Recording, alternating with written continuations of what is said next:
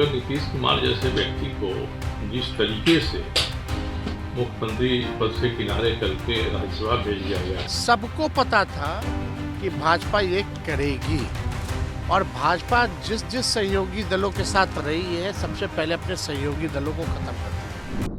बिहार के मुख्यमंत्री नीतीश कुमार के राज्यसभा जाने की चर्चा अब जोर पकड़ ली है। जिस तरह उन्होंने राज्यसभा के लिए नामांकन दाखिल किया है और इस नामांकन दाखिल करने के साथ ही बिहार की जो हलचल तेज हो गई है। अब बिहार के साथ साथ बिहार के सटे झारखंड में भी इसकी जो धमक है वो सुनाई पड़ रही है। जिस तरह झारखंड के चाणक्य कहे जाने वाले सरयू राय जो जदयू के एकमात्र विधायक है झारखंड में, और इसके बाद सरयू राय का भी एक बड़ा बयान आया है।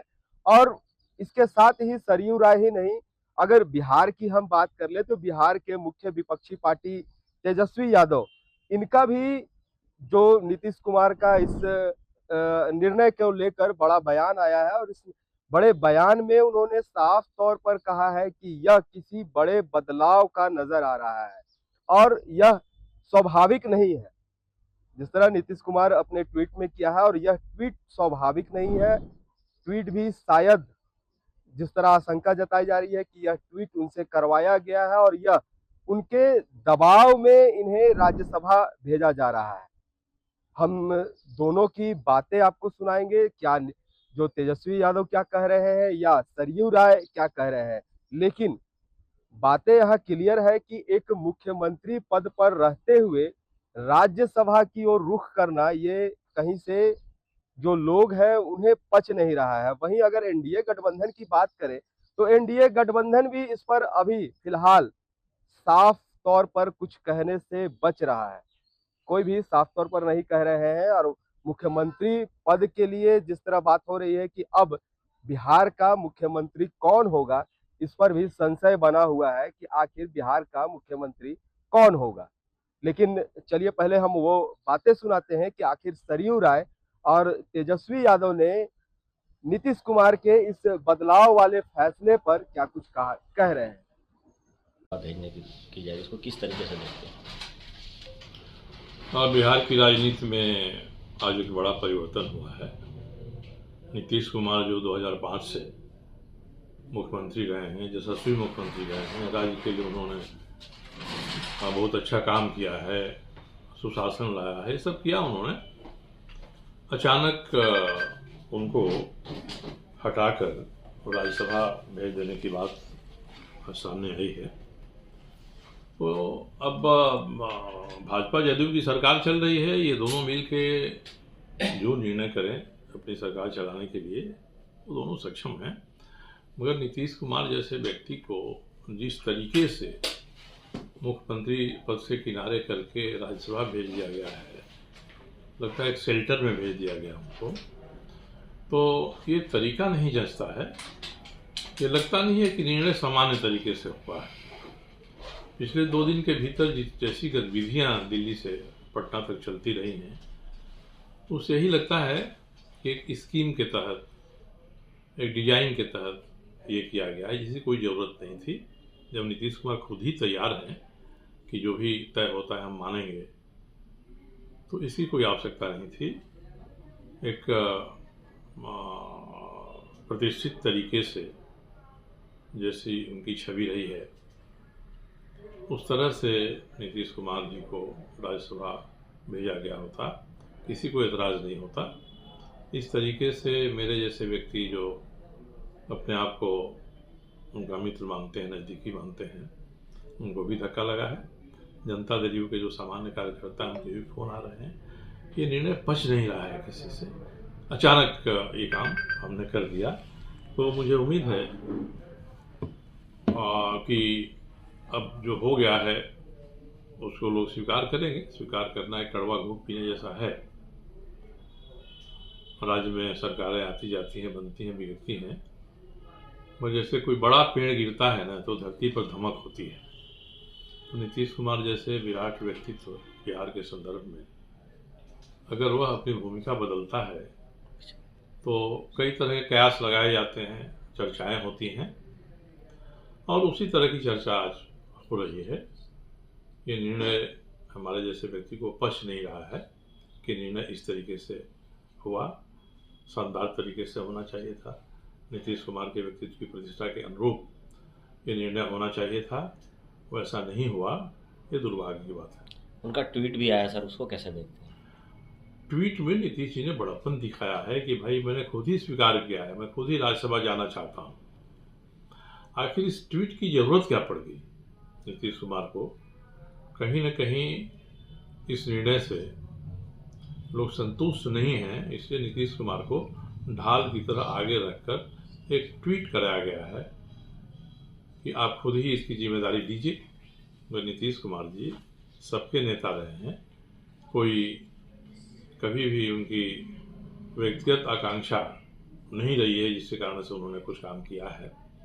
तो जब सबके नेता रहे हैं, बड़े नेता रहे हैं, तो उनके जो समर्थक हैं, उन समर्थक को भी उनसे कुछ हम सिर्फ हम तो पहले भी कहें कि जो जन भावनाएं हैं इस सत्ता परिवर्तन के खिलाफ है, और ये सबको पता था कि भाजपा ये करेगी। और भाजपा जिस जिस सहयोगी दलों के साथ रही है, सबसे पहले अपने सहयोगी दलों को खत्म करती रही है। चाहे तमिलनाडु में AIADMK हो, शिवसेना हो, महाराष्ट्र में अकाली दल हो, या बीच में आपकी महबूबा जी थी, उनकी पार्टी, आपके चौटाला जी की पार्टी।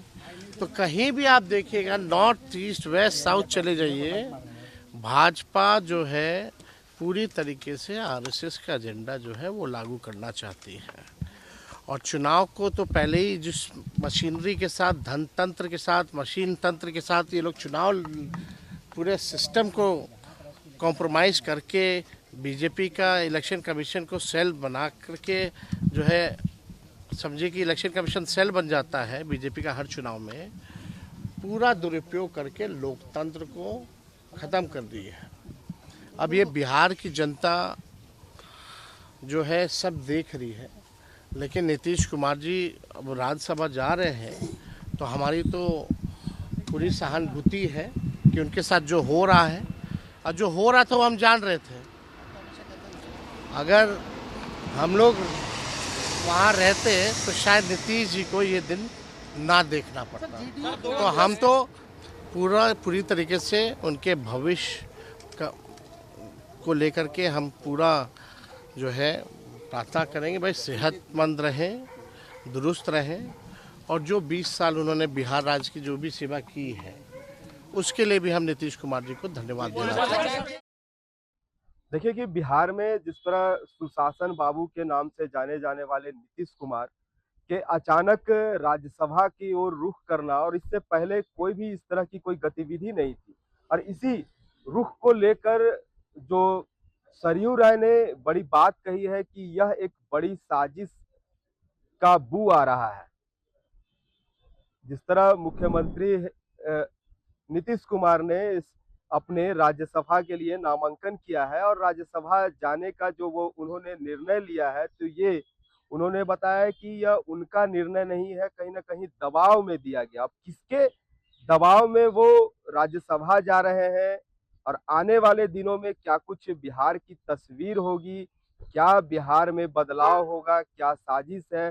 जो जिस तरह विपक्षी पार्टियों की माने तो विपक्षी पार्टी का भी यह आरोप है कि बीजेपी एक ऐसी पार्टी है जो किसी भी पार्टी से गठबंधन करती है तो उस पार्टी का अस्तित्व खत्म हो जाता है। तो क्या बिहार में भी यही देखने को मिलेगा, जदयू का अस्तित्व खत्म होने वाला है? जिस तरह मुख्यमंत्री की अब बातें हो रही है कि आखिर बिहार में मुख्यमंत्री कौन होगा, तो बताया जा रहा है कि अगर सूत्रों की माने तो अभी बीजेपी के जो उम्मीदवार है, बीजेपी के जो विधायक है सम्राट चौधरी, इनका नाम सबसे पहले ऊपर आ रहा है कि सम्राट चौधरी को मुख्यमंत्री बनाया जा सकता है। लेकिन अब बीजेपी अपनी रणनीति के कारण जाने जाती है, कोई भी पत्ते पहले खुलासा नहीं करती है। तो ऐसे में संशय यह बना हुआ है कि आखिर बिहार का मुख्यमंत्री कौन होगा। क्या बिहार में जदयू की जो अस्तित्व है वो खत्म हो जाएगा? क्या पूरी तरह से बीजेपी हावी हो जाएगी बिहार पर? अब यह तमाम चीजों पर रहेगी और आप तक हम यह खबर पहुंचाते रहेंगे। फिलहाल के लिए मुझे दीजिए इजाजत। अपने सहयोगी अभिषेक के साथ मैं जयंत कुमार।